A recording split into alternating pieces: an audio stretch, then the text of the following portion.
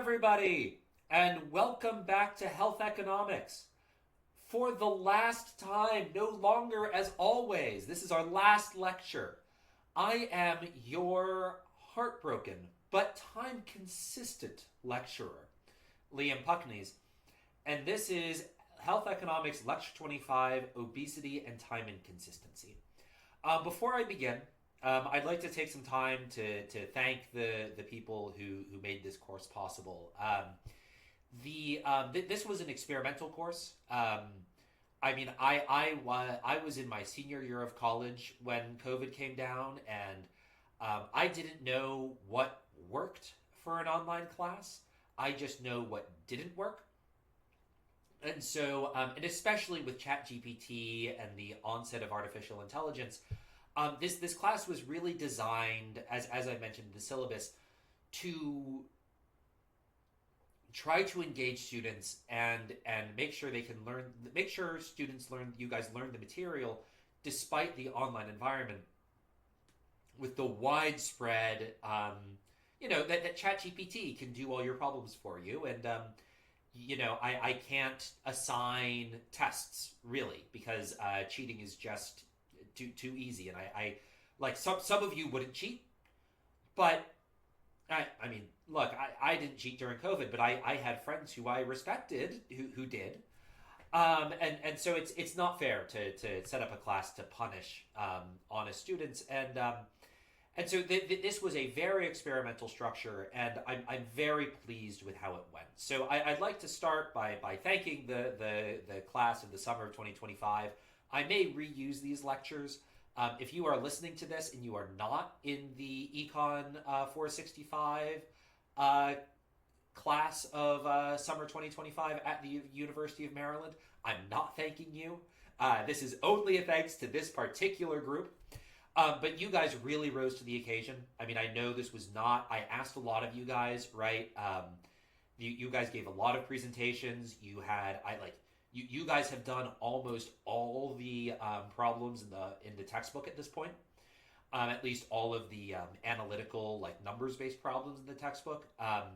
This class was not easy. It was high pressure, right? I know, like, I was cold calling you, right? I'm not sure if you could tell, but I was literally rolling dice to determine who to call on during lecture, just to make sure it was fair and unbiased. But you guys really rose to the occasion, and I am super pleased with how you guys did, the understanding you've demonstrated, the interactions we've had in class, right? I thought when I was going to teach an online class, I thought it was going to be miserable. I look forward to all our classes on Monday, and I genuinely enjoy interacting with you guys and seeing you guys learn the material. And I can see you learning the material, getting a better understanding of moral hazard over time, the Akroloff model over time, right? I've been very impressed. I think I set high standards, and you guys rose to meet them. So I'm thank you for going along with me and trying this novel and unusual kind of crazy class format. Some other people I'd like to thank. I'd like to thank Seth Haberman of Sense Education. He provided a lot of pro bono advice in how to structure the course, how to set up the lecture videos, things like that. So a lot of credit for the course design goes to Seth. So I'd like to take some time to thank him. Other people.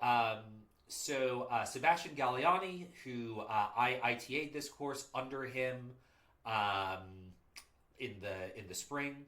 I used some of his slides and some of his work and some of the problems he assigned. Right, for instance, he's the one who brought up that video with Amy Finkelstein I assigned. Right, I wouldn't know about that if it weren't for him. I wouldn't have that if that weren't for him. I'd also like to thank Melissa Kearney and John Wallace. Both of them, I took classes with them. I was taking classes with them last spring, and I used a lot of material. So John Wallace, I used a lot of material from his class for lecture 2. I used a lot of material from Melissa's class for some of the early lectures, and really the lectures on the U.S. healthcare system. Melissa's class was super helpful, so I'd like to thank both of them for they were the ones who taught me some of the stuff I taught you. And I used stuff that they introduced me to, and like there are some things taken out of Melissa's slides. So I'd like to thank those two, and then lastly I'd like to thank Bhattacharya, Hyde, and Tu, as well as the people who introduced me to their textbooks. So Sebastian Galliani as well as Travis Whitaker, and Travis lent me their textbook, which was very generous of them, of him. But this is really a fantastic textbook, and the slides are based off of the textbook. It's based off of I've modified them, right? I've updated a lot of them to be about 2025 instead of 2014. But these slides, these lectures, really are based off of the textbook and the supplementary materials, including the lectures, the lecture slides from Bhattacharya, Hyde, and Tu. So I'd really like to thank them and for making, to be honest, is what is the best textbook I have ever read in any subject ever. I am a huge fan of that textbook. I think it's phenomenal, and I hope that you have enjoyed learning indirectly from it, because I've